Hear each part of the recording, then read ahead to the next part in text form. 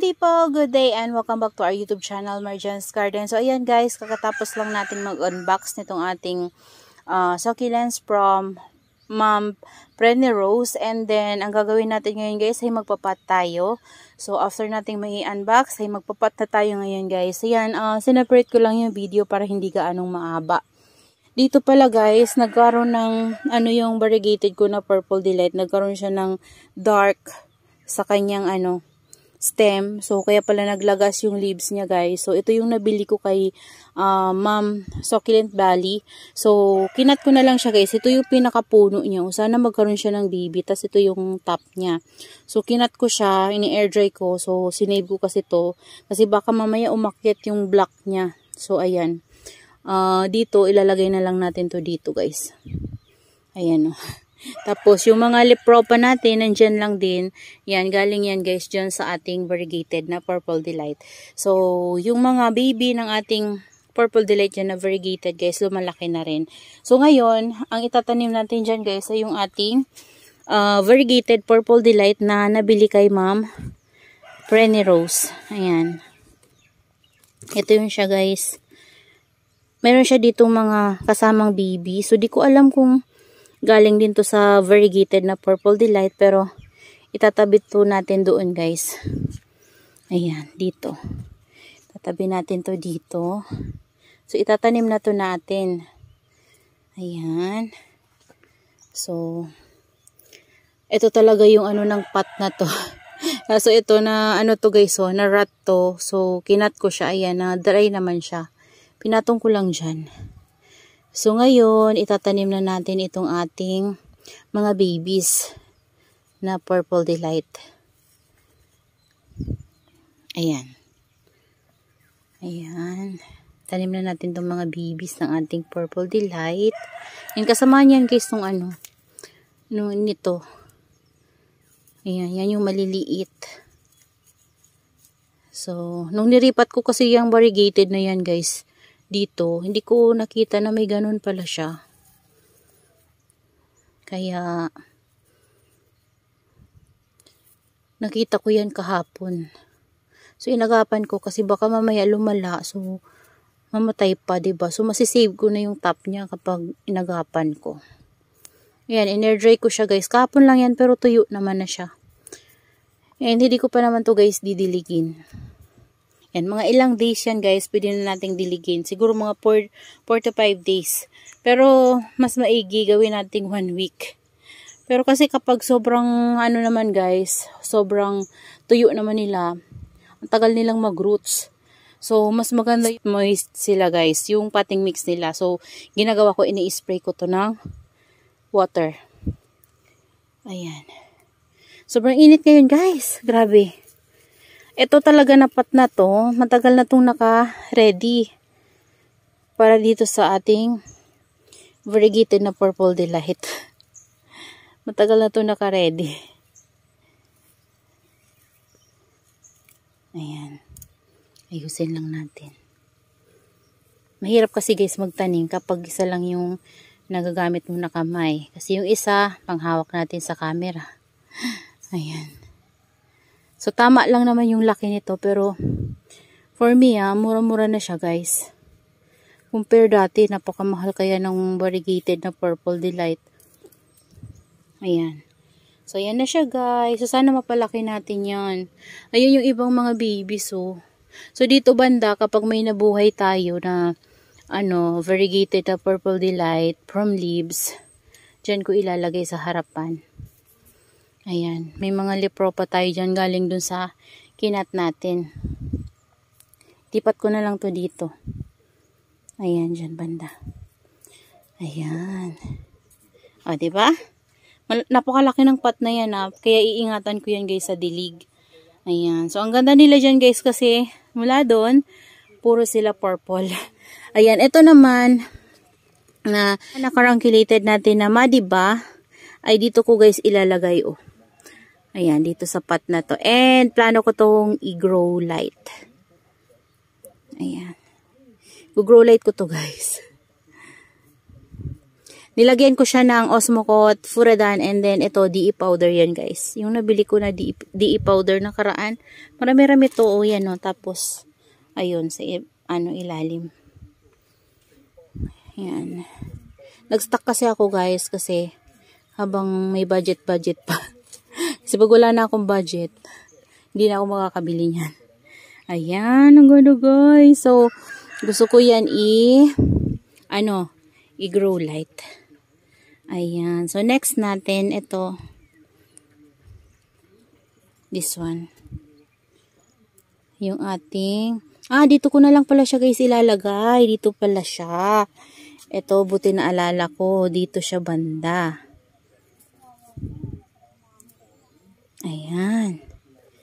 Si Tinkerbell.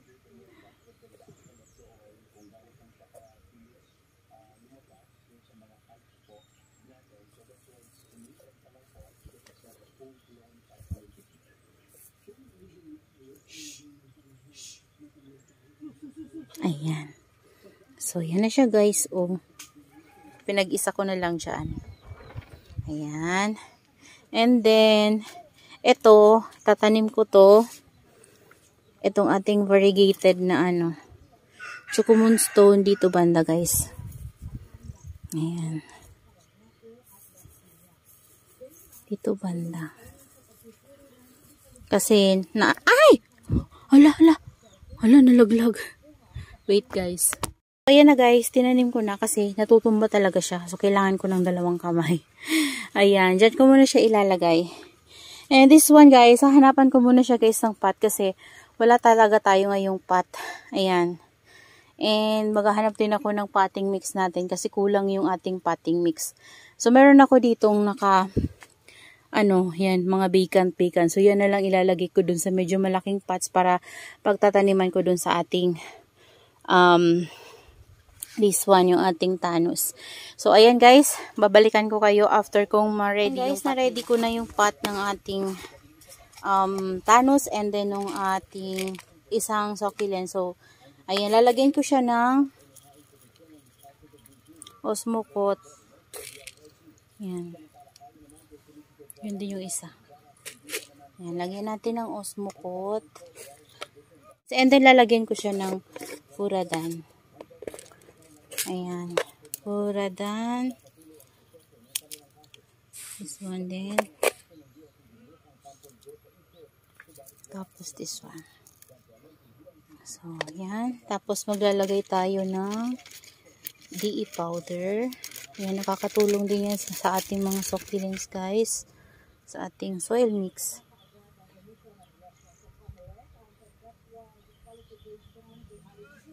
Ayan. So, ayan, nalagyan na natin. Tapos, tatanim na natin yung ating Thanos. So, moist guys, itong ating potting mix kasi moist yung yung soil mix nung nakalagay doon sa vacant natin na pot. Kasi nesprehan ko yun kahapon. Nagdilig kasi ako kahapon, so nesprehan ko siya. So, tuyo naman na to guys. Okay lang naman na moist, wag lang yung basang-basa. So, moist lang naman to, kaya okay lang naman siya. So, tatanim na natin siya dito. Yan, papatong lang natin. Ganyan. O, di ba? Ganun lang ako is magtanim. Patong lang. Lalagay nyo lang ng hole sa gitna and then shoot nyo lang tapos patong. Ayan. Tas dito lagyan natin ng hole sa gitna and then i-shoot lang natin to. Ganyan. So palagi naman tayo guys nag-vlog ng potting natin, 'di ba? So yung mga dati natin na viewers, baka naumay na sila kaka-potting. Pero kasi meron kasi sa ating nanunood ng mga bagong viewers, kaya kapag bumili ako ng succulents, nagpa-potting pa rin talaga ako para yung mga bagong viewers natin na hindi pa nakasubaybay sa ating YouTube channel, so first time nilang manood, so alam nila yung gagawin, diba? Ayan. Tapos, dito naman sa isang pot, guys, yung pink pot na to, may tanim to ng trailing jade. Ayan, o. So, yung trailing jade ko, guys, di ba pinutol ko siya? Nag-inarte siya, guys, nung pinutol ko. Tapos, nilagay ko na to sa labas. Ayan, o. Yan na lang natitira. So, itatabi ko sa kanya itong ating... Nakalimutan ko, guys, yung pangalan nito. Promise. Ayan, pero gandang-ganda ako sa kanya. Ayan. Dito ko na lang siya itatabi. Kasi wala naman na siyang katabi. And may carabao manure to. So, dito ko siya itatabi. May ugat to. May ugat na yung, yung trailing jade natin. Ilalagyan ko siya ng bato para pang dito guys sa likod. Pang suporta lang. Para hindi siya matumba. Ayan. Tinatanggal ko din yan guys na bato kapag, stable na sila. Or, pwede naman stick. Pwedeng stick ang gamitin nyo guys. Ayan. So, ayan na guys yung ating mga naripat na succulent. So, diba? So, ililipat ko na lang yan siya guys ng pot kapag mayroon na tayong nakuha na pot na ganito, nabili. So, yung mga tama lang na pot na kalalaki. So, mga ganito na pot. So, yun. Ililipat ko na lang, iriripat ko na lang sila guys para mas maganda silang tingnan kapag nilagay natin sila dito sa lagayan. Ayan. So, yan lang naman guys yung natin. Yung mga leaves na natanggal dyan guys ay na lang natin, ipopropagate na lang natin. So, ito na yung natin, natanim na mga succulent. So, dito ko muna sila guys. Ayan, kasi doon banda sa area na ito, ayan, baka ma-sunburn sila guys kapag uminit bukas. So, dito, masishade sila. So, mga lang sila, siguro mga 3 days dito sila. And then, pang 4, lalagay ko na sila doon. Para doon guys, nainitan talaga doon. Pero, nasishade naman sila guys ng ating shade net sa taas. So, medyo manipis nga lang yung shade net doon banda sa kabila. Dito kasi makapal yung shade net natin. Kaya, dito, mapoprotektahan talaga sila sa sunburn. So, dahil galing nga sila sa box, kailangan hindi muna sila guys makakatanggap na sobra-sobrang sunlight para hindi sila guys ma-sunburn. So, hindi ko na magawa dito guys yung ginagawa ko dati na pinapainitan ko sila ng umaga. Tapos tanghali, saka ko sila lalagyan ng net. Kasi sobrang taas kasi guys ng bubong ng ating greenhouse. Mataas yung bubong nito kaya hindi ko na kaya yung ako lang yung maglalagay ng net, magtatanggal, lalagay. Hindi ko na maganon. So, dati kasi medyo mababa lang, kayang-kaya ko mag-isa. Pero ngayon kasi guys, hindi ko na kaya. So, kailangan may katulong ako dito kasi mas malaki tong greenhouse natin ngayon compare sa nakaraan. Tapos, medyo mapataas na talaga yung bubong nito.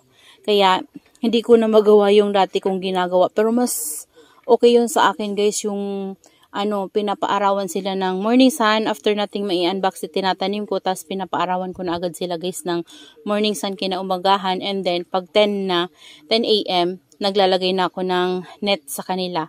So, inaabante ko yun hanggang 1 week. So, bali, kapag kunyari first day nila ngayon, painitan ko sila ng morning sun, hanggang 10 lang muna. Pag 3 days na sila guys, yun gagawin ko ng 11. So, susunod naman na araw, gagawin ko na naman siyang 12. So, para unti-unti guys, na-acclimatize sila dito sa area natin. So, sila guys, nasasanay sila sa init dito sa atin sa lowland. So, ganun yung ginagawa ko before. So, ngayon kasi hindi ko na siya magawa, kaya ginagawan ko na lang ng paraan. So, dito muna sila for 3 days. And then, ililipat ko sila dito after ng 3 days. So, pang 4 days nila, dito ko na sila guys ilalagay sa area na to. And then, after niya ma-acclimatize dito sa atin guys sa lowland, hahanapan ko na to guys ng area na pwede kong paglagyan na lalagyan natin ng grow light kapag gabi. Yan, umaga, maiinitan sila ng sunlight and then kapag gabi, grow light ko sila guys para hindi mawala yung karangkol ng ating madiba. Ayan na guys, yung ating madiba drops. Ayan, ang ganda pala guys ng kanyang karangkol sa leaves. As in, ang ganda. As in, full yung karangkol niya sa leaves. Tapos, ito yung ating common stone and variegated hilba na 1 root. And yung ating dalawang tanos. And this one, nakalimutan ko yung ID niya guys. Yan, pero alam ko yung ID niya, nakalimutan ko lang talaga. Ayan, and then nandito banda yung ating variegated na Purple Delight. So, ayan guys, papakita ko to sa inyo. after 1 week, ayan, bibigyan ko sila ng update para makita nyo kung okay ba sila, buhay ba sila. Huwag muna natin sila guys babasain ngayon.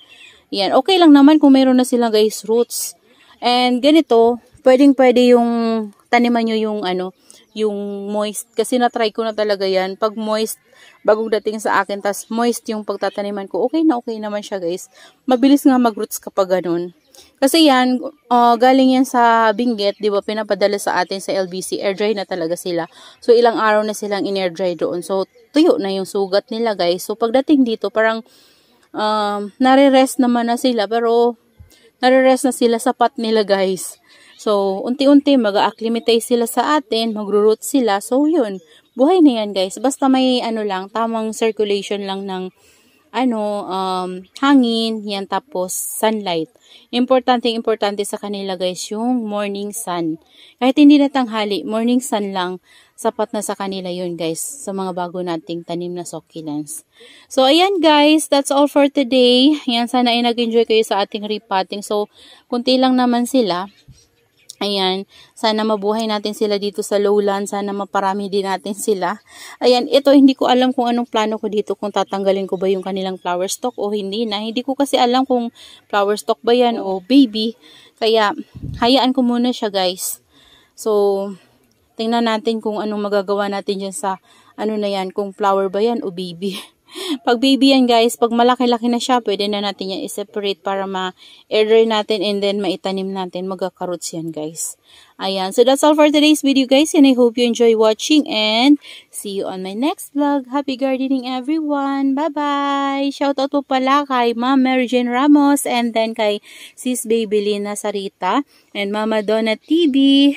At kay Grow with Lynn, Isis, and then sa iba pa natin na viewers, Sir Ernesto Gutlay.